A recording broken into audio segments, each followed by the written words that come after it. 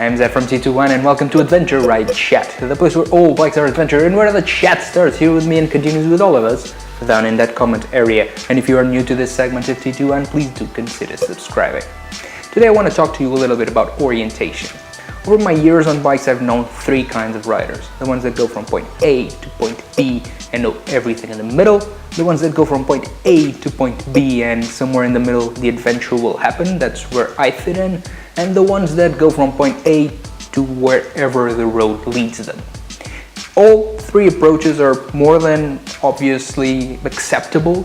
Each one should choose the one that's perfect for them. However, there's a few things that when it comes to orientation, we all can or should follow. First of all is use a spot. This is not an endorsement to Spot. There's another one from InReach if I'm not mistaken, but use something that you can carry with you and you can press a button to let people know where you are in case there's a problem. When it comes to GPSs, well, you need to choose a GPS according to what you're gonna need. For me, I do off-road, so there's a couple of things that are imperative for my GPS. First, it needs to be weather sealed. It needs to hold anything from mud to rain to snow to sunlight. If not, it's not good for me because I'm not gonna be able to use it. Second thing is it needs to be usable. So either with my gloves on, I can use the touch screen or there's buttons that I can use. But it sucks if you have to stop, take your glove, move around in the GPS, put your glove and carry on.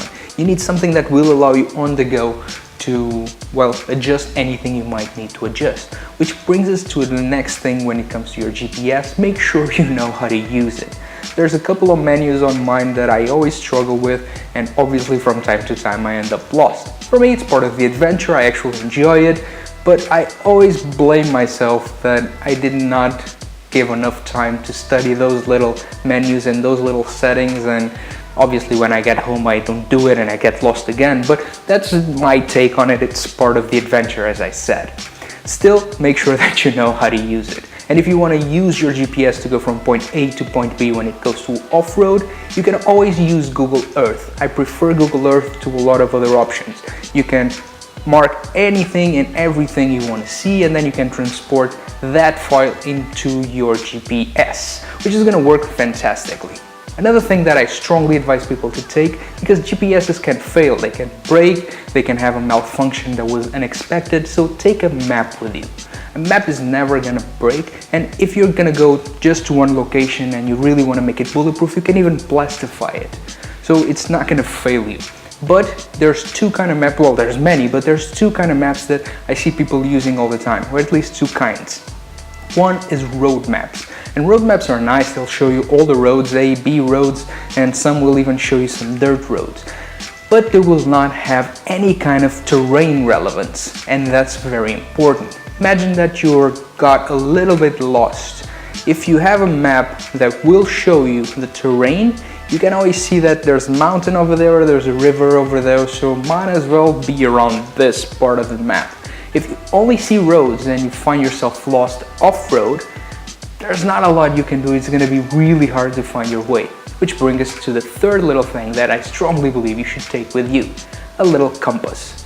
It's small, it's light, it's not going to occupy a lot of space, and if you have a map that will show you the different kinds of terrains, with a compass you can see north is over there, there's a mountain, there's the river, so I should be right here.